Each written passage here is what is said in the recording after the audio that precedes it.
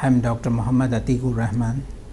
I am interventional neurologist and stroke specialist.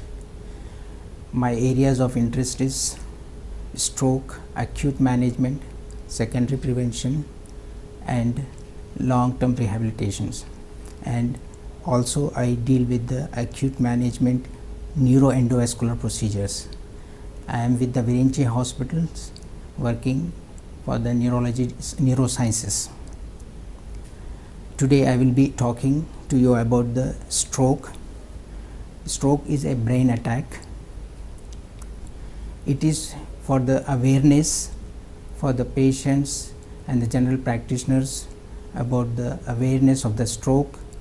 It is about the access to the patients who are suffered from the stroke, and also immediate action has to be taken for the stroke patients. Aging, unhealthy diets and sedentary lifestyles have made the epidemic of the lifestyle diseases in the form of hypertension, obesity, diabetes and stroke, heart diseases and vascular cognitive impairments. These are the diseases which are to be addressed by changing the lifestyle.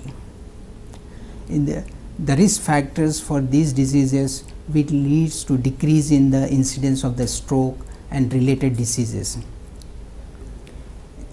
Stroke is a leading cause of disability and third leading cause of the death among all the diseases. Immediate access to the treatment will help to the patients for better recovery. The stroke is when stroke occurs when the patient is having sudden reduction in the blood supply to the part of the brain as well as to the whole brain. Stroke, there is a presentations of the strokes will be varied with the different anatomical areas involved in the brain.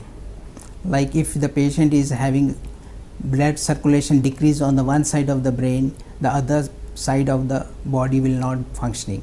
That can involve in the various parts of the brain. It can be a face, it can be the eyes, it can be the hand, it can be the leg.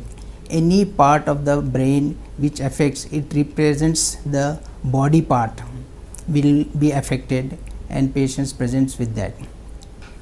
There are various types of strokes are there. That can be a ischemic stroke, that is 85% patients are having the ischemic stroke that we call as a clot, and 15% are patients having the hemorrhagic stroke. These are the leaking of the vessels which leads to the brain hemorrhages. So these are the two common type of the strokes. The other common is venous stroke, which is usually occurs, but it is very rare. 0.3% of patients suffer from the stroke of all the strokes types. Stroke, when you know it, how it represents, then only you can understand how to approach to the doctors, which hospital has to be, which hospital we have to reach to the which hospital, that will depends upon that.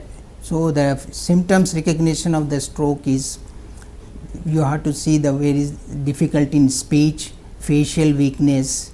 If you ask the patient how you smile, then there will be some deviation of the face that will reflect as a facial weakness. Ask the person to stretch the hands in front of the chest, that will show the weakness in the extremities. And then you ask the patient to walk, so there will be a tumbling or stumbling in the while walking, and ask the person to speak, there will be difficulty in speech. Either it may be understanding or it can be a speaking out the words. So there are different types of symptoms presents, and we can recognize. There is a short form for recognition of the symptoms like FAST. F is for the facial weakness, A for the arm weakness, S for the speech. There is a word alphabet of T that represents the time. Time is very important in treatment of the stroke patient, because the duration of the symptoms will decide the type of the treatment. So when you have suffered from the symptoms of the stroke, you have to understand when it started. Like if it is less than 4.5 hours, then you have to be getting the different kind of treatments, and if it is more than 4.5 hours, then you will be getting a different kind of the treatments. So the two types of treatments, it is 4.5 hours, then there is a intravascular thrombolysis is there, and when it is more than 4.5 hours, that is an endovascular treatment. The most important thing, the patients should reach to the hospital where the facilities are available. Patient should bypass the hospitals which are not having the well trained staff, or there is no protocol for the treatment of the stroke, or there is no advanced machines like CT scan or MRI scans are not there. They should bypass that kind of hospitals and reach to the hospital where all kind of facilities are there. The concept of primary stroke care centers and the comprehensive stroke centers came for the better outcomes of the stroke patients. When the patients are treated in the stroke units, the outcomes are better, with 14% patients improved with better outcomes. When the patients are treated with the intravenous thrombolysis, 30% patients have shown better outcomes, and when the patients are treated with the endovascular treatment like thrombectomies or intra-arterial thrombolysis, these patients have shown more than 50% of the stroke outcomes are better.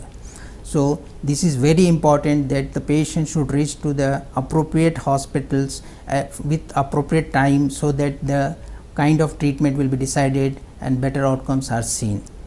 That is things. And second most important thing about the treatment part is not only the acute treatment, then we have to see the mechanism of the stroke, why the stroke has occurred. There are various reasons for the stroke occurring, from the blockages of the arteries to the sources from the cardiac sites, and there is a local stenosis in the brain.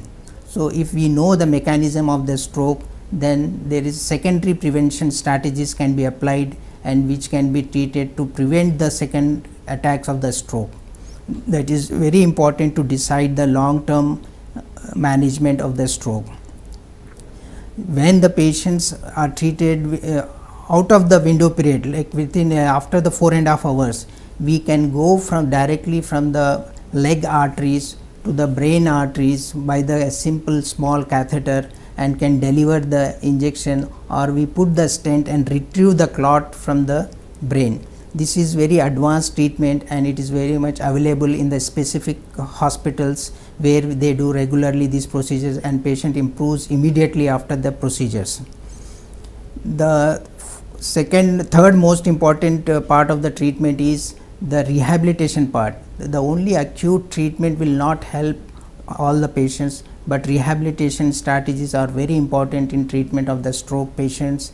In rehabilitation, hospital must have the speech therapist, must have the physiotherapist, occupational therapist, and clinical psychologist to rehabilitate the patients. This is a long term strategy, and most of the patients will have good outcomes if all the things are available in the one hospitals.